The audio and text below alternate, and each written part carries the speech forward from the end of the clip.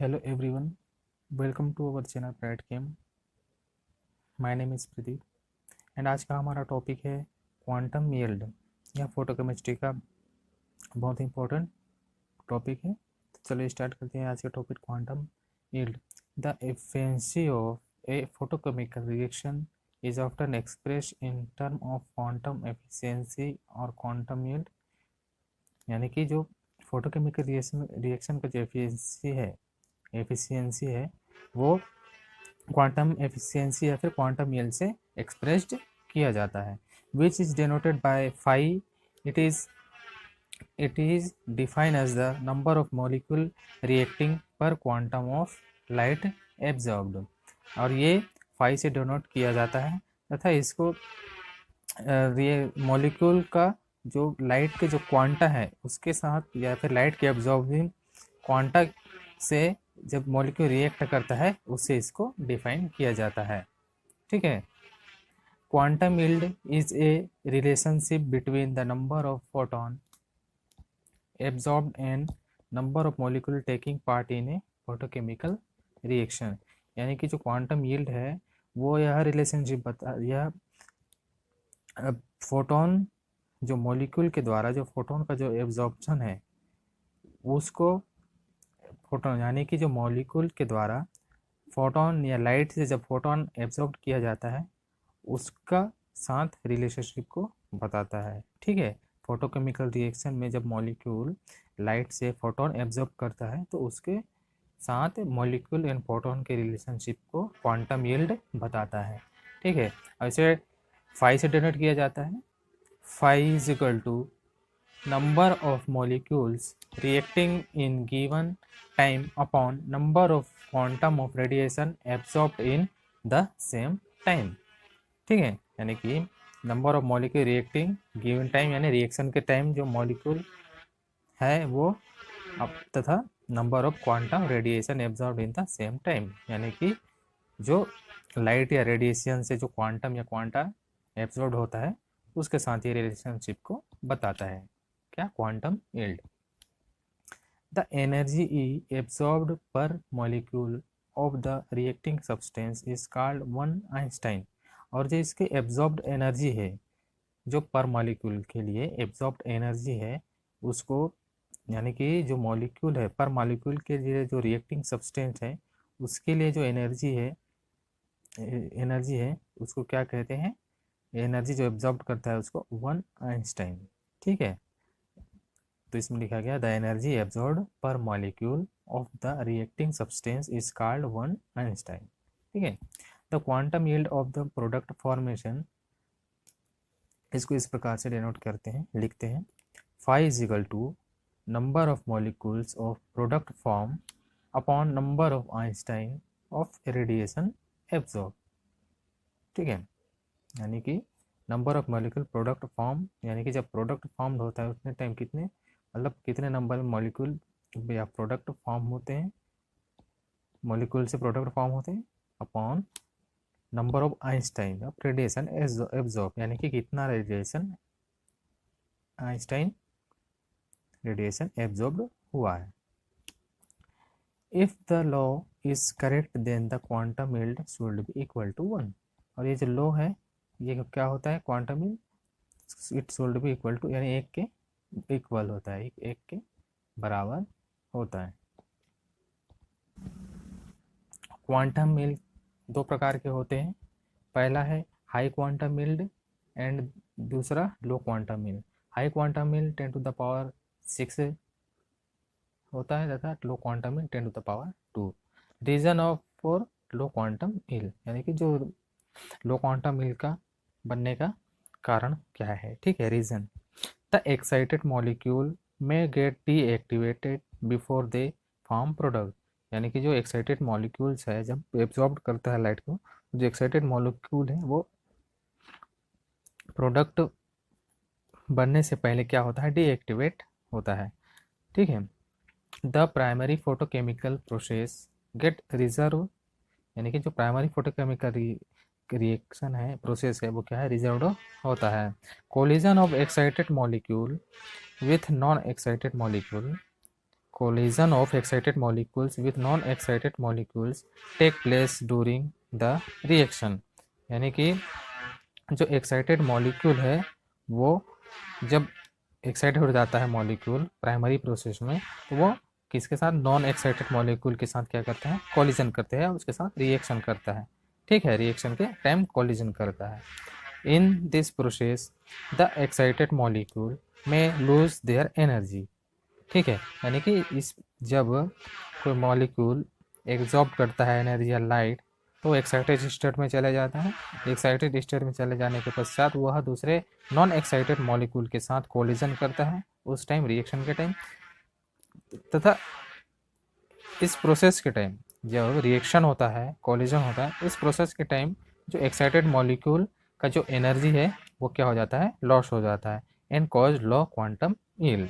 तथा इसे लो quantum yield कहते हैं, लो क्वांटम यील्ड की वजह से ये होता है। ठीक है, the dissociate fragments of reacting molecule may recombine to form the original molecule।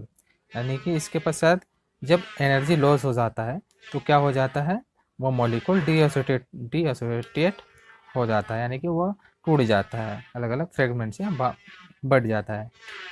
The deactivated fragments of reacting molecule, यानी कि रिएक्टिंग मॉलिक्यूल से क्या हो जाता है, डीएसोसिएट हो जाता है, may recombined to form the original molecule. उसके पश्चात फिर रिकम्बाइंड होता है एंड क्या करता है, ओरिजिनल मॉलिक्यूल फिर से बना लेता है। ठीक है, तो इसमें ये प्रोसेस किस प्रकार से होता है इसको देखते हैं। पहला तो है primary process. In primary process one molecule absorb only one quantum of radiation and get excited. यानी कि जो प्राइमरी प्रोसेस में मॉलिक्यूल क्या कहता है, वन क्वांटा यानी रेडिएशन या लाइट से वन क्वांटा को ही एब्जॉर्ब करके, यानी कि ओनली वन क्वांटम या फिर वन क्वांटा या रेडिएशन को एब्जॉर्ब करके एक्साइटेड हो जाता है। उसके पश्चात फिर द मॉलिक्यूल विच एब्जॉर्ब में गेट डीएसोसिएटेड इनटू एटम। उसके पश्चात जब एब्जॉर्ब कर लेता है लाइट या क्वांटा को और एक्साइटेड स्टेट में चले जाने के पश्चात मॉलिक्यूल क्या करता है, डीएसोसिएट हो जाता है। ठीक है, रिएक्शन करने के पश्चात फिर डीएसोसिएट हो जाता है। यहाँ पर वो रिएक्शन है AB+H न्यू, जहाँ पर AB क्या है, मॉलिक्यूल है, और ये क्या है, फोटोन। जब फोटोन के साथ या लाइट के साथ रिएक्ट करेगा तो उसके पश्चात फिर वो क्या बन जाता है, एक्टिवेटेड मॉलिक्यूल। ठीक है, इसके पश्चात जब ये एक्टिवेटेड या एक्साइटेड स्टेट में चले जाता है तो ये क्या हो जाता है, डीएसोसिएट हो जाता है, लेकिन टूट जाता है। ठीक है, टूटने के पश्चात फिर ये क्या होता है, अलग से फिर प्रोडक्ट बनाता है। ठीक है, रिकम्बाइन करके फिर ओरिजिनल प्रोडक्ट बनाता है, वो सेकेंडरी प्रोसेस में होता है। ठीक है, secondary process after primary process the excited molecule में डी एक्साइटेड। यानी कि जब प्राइमरी प्रोसेस के बाद जो एक्साइटेड मॉलिक्यूल है वो क्या होता है, डी एक्साइटेड हो जाता है, या तो फिर वो डिकम्पोज हो जाता है और transfer its energy to same other molecule, या तो फिर अपनी एनर्जी को दूसरे अपने अदर मॉलिक्यूल के साथ क्या कर लेता है, एनर्जी को ट्रांसफ़र कर देता है उसमें, या फिर अस में इनिशिएट ए चेन रिएक्शन, या फिर वो मॉलिक्यूल क्या करता है, चेन रिएक्शन देता है। All this are secondary process. इस प्रकार के जितने भी प्रोसेस हैं वो सेकेंडरी प्रोसेस कहलाते हैं। ठीक है, तो ये तो हो गया प्राइमरी एंड सेकेंडरी प्रोसेस, यानी कि reason for low quantum yield, कि लो क्वांटम यील्ड का होने का कारण क्या है। ठीक है, इसके पश्चात फिर देखेंगे high quantum yield. Reason for high quantum yield, reason for high quantum yield, the primary process of absorption of radiation, the primary process absorption of radiation produce excited free radical. The primary process of reason for high quantum yield, the primary process of absorption of radiation process excited free radicals which gives chain reaction, it cause high quantum yield। यानी कि high quantum yield की वजह से जो primary process है उसमें absorption होता है किसका, रेडिएशन या लाइट का, जिससे मॉलिक्यूल क्या करे, एक्साइटेड स्टेट में चले जाता है। तो जो ये एक्साइटेड स्टेट क्या होता है, फ्री रेडिकल इसमें बनता है। ठीक है, जब फ्री रेडिकल्स बनता है तो ये क्या करता है, चैन रिएक्शन देता है, किसके कारण, हाई क्वांटम यील्ड की वजह से। ठीक है, with the formation of excited free radical in the primary process the undergo secondary process, etch secondary process generate excited free radical. यानी कि इसमें ये बता रहा है कि जब फॉर्मेशन ऑफ एक्साइटेड स्टेट यानी कि फर्स्ट जो रिएक्शन है उसमें जब फ्री रेडिकल का फॉर्मेशन होता है प्राइमरी प्रोसेस में, तो उसके पश्चात जो सेकेंडरी प्रोसेस में क्या होता है, जनरेट एक्साइटेड फ्री रेडिकल, यानी कि एक्साइटेड फ्री रेडिकल का निर्माण होता है। जब प्राइमरी प्रोसेस में रेडिकल का निर्माण होता है तो उसके पश्चात फिर सेकेंडरी प्रोसेस में एक्साइटेड फ्री रेडिकल का क्या होता है, जनरेट होता है। ठीक है, this process continue until it's checked this by absorbing only one quantum of radiation. यानी कि इस प्रकार का जो प्रोसेस है वो एक ही क्वांटा के रेडिएशन के एब्जॉर्बिंग से उत्पन्न होता है तथा several reactant molecule undergo chemical reaction therefore quantum yield phi will be higher than unity। यानी कि जब प्रोसेस होता है कंटिन्यू, जब फ्री रेडिकल्स बनने के पश्चात एक्साइटेड फ्री रेडिकल बनता है तो उसके पश्चात वो प्रोसेस क्या होता है, कंटिन्यू चलते जाता है और आगे क्या करता है, चैन रिएक्शन देता है। और ये जो रिएक्शन या ये प्रोसेस है सिर्फ एक क्वांटा के एब्जॉर्प्शन से ही होता है फर्स्ट बार ही, उसके पश्चात फिर को रेडिएशन या किसी क्वांटा का या एनर्जी का एब्जॉर्प्शन नहीं होता है। एक ही बार एब्जॉर्प्शन से ये सारे प्रोसेस कंप्लीट होते हैं। ये जो हाई क्वांटम यील्ड है ये दो प्रकार के होते हैं। When the excited state of the molecule is quit stable, यानी दो प्रकार के इसमें प्रोसेस होते हैं। पहला, जब when excited state of the molecule is quit stable, यानी कि क्विट स्टेबल बहुत जल्दी स्टेबल हो जाता है। जब एक्साइटेड मॉलिक्यूल क्या होता है, बहुत जल्दी स्टेबल हो जाता है। ये फर्स्ट है। The excited molecule may collide with another molecule in the ground state and both may get decompose, यानी कि एक्साइटेड मॉलिक्यूल जब कोलाइड करता है किसी अनदर मॉलिक्यूल के साथ अपने ग्राउंड स्टेट में, तो वो क्या करता है, तो दोनों बोथ क्या हो जाते हैं, डिकम्पोज्ड, यानी कि डिकम्पोज टूट जाते हैं। ठीक है, एग्जाम्पल इसमें है नाइट्रिक क्लोराइड का NaCl प्लस HMu, यानी कि ये जो कंपाउंड है ये लाइट एब्जॉर्ब करके क्या कर लेता है, एक्साइटेड स्टेट में चले जाता है तथा उसके पश्चात ये क्या हो जाता है, प्राइमरी प्रोसेस में एक्साइटेड स्टेट में चले जाता है। जब ये एक्साइटेड मॉलिक्यूल किसी दूसरे मॉलिक्यूल के साथ जब कोलाइड करता है, ठीक है, दूसरे अदर मॉलिक्यूल के साथ जब कोलाइड करेगा तो वो क्या हो जाता है, दूसरे मतलब क्या हो जाता है, डिकम्पोज हो जाता है। ये डिकम्पोज क्या है, सेकेंडरी प्रोसेस, सीधे सेकेंडरी प्रोसेस में चले जाता है। तो ये हो गया पहला पॉइंट। उसके पश्चात फिर सेकंड में, when the excited state the molecule is above the maximum stability level और the excited state is itself unstable, यानी कि जब एक्साइटेड मॉलिक्यूल जब मैक्सिमम स्टेबिलिटी पा लेता है, यानी अधिकतम स्टेबिलिटी पा लेता है लेवल को, तो ये एक्साइटेड स्टेट क्या हो जाता है, अनस्टेबल हो जाता है। जब जल्दी स्टेबल हो जाता है फर्स्ट स्टेट में, लेकिन उसके पश्चात जब फिर अधिकतम स्टेट या फिर अधिकतम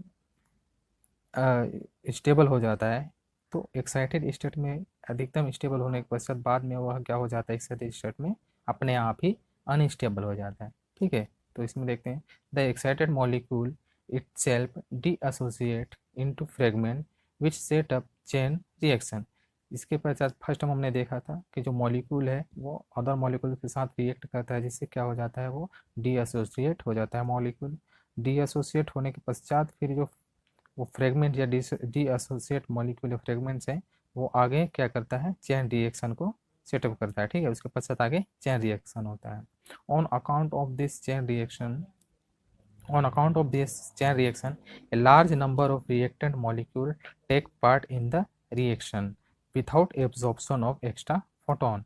यानी कि इसके पश्चात फिर जो चेन रिएक्शन है वो आगे बढ़ता है, यानी कि large number of reactant molecule क्या होते हैं, आगे बनते जाते हैं, रिएक्टेंट मॉलिक्यूल उसमें भाग लेते हैं तथा वो जो रिएक्शन है, और ये जो रिएक्शन है वो without absorption of extra photon, यानी कि बिना एक्स्ट्रा एनर्जी या लाइट के एब्जॉर्प्शन किए सारे प्रोसेस आगे होते हैं। This lead to a very high quantum yield of the reaction, और इसे क्या कहते हैं, very high quantum yield of the reaction.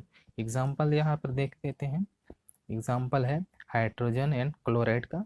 इसमें रिएक्शन है, जब क्लोराइड का मॉलिक्यूल जब लाइट एब्जॉर्ब एक बार करता है, उसके पश्चात क्या हो जाता है, वो एक्साइटेड स्टेट में चले जाता है। उसके पश्चात फिर जो एक्साइटेड स्टेट है, वो जो क्लोरीन है, क्लोराइड नहीं क्लोरीन, वो क्या हो जाता है, अपने डीएसोसिएट हो जाता है किसमें, तो क्लोरीन क्या हो जाता है, डीएसोसिएट हो जाता है। ये फ्री रेडिकल या रेडिकल में क्लोरीन रेडिकल में टूट जाता है। ठीक है। उसके पश्चात जो क्लोरीन रेडिकल है वो हाइड्रोजन के साथ क्या करता है, रिएक्ट करता है। उसके साथ जब रिएक्ट करता है तो जो क्या बनाता है, HCl प्रोडक्ट बनाता है तथा हाइड्रोजन रेडिकल का निर्माण करता है। ये सेकेंडरी प्रोसेस है। उसके पश्चात फिर जो हाइड्रोजन है, सेकेंडरी प्रोसेस में जब हाइड्रोजन रेडिकल बनेगा तो वो हाइड्रोजन रेडिकल फिर क्लोरीन के साथ क्या करता है, रिएक्शन करके फिर से हाइड्रोजन क्लोराइड बनाता है HCl प्लस क्लोरीन रेडिकल का भी निर्माण करता है। और यही प्रोसेस आगे चलती जाती है। इसको क्या कहते हैं, चेन रिएक्शन कहते हैं। ठीक है। और इस चेन रिएक्शन में एनर्जी सिर्फ फर्स्ट बार में ही, जब फर्स्ट प्रोसेस होता है प्राइमरी प्रोसेस में ही लाइट एब्जॉर्ब करके एक्साइटेड स्टेट में मॉलिक्यूल चले जाता है। उसके पश्चात बाकी दोबारा बाकी जितने भी रिएक्शन होते हैं इसमें लाइट का एग्जॉर्ब या फिर एक्स्ट्रा एनर्जी का एग्जॉर्प्शन इसमें नहीं होता है। ठीक है। ये सारे प्रोसेस बिना एब्जॉर्प्शन के ही आगे चलते जाते हैं चेन रिएक्शन के में। ठीक है। Thank you for watching this video. Please subscribe, like, share and comment.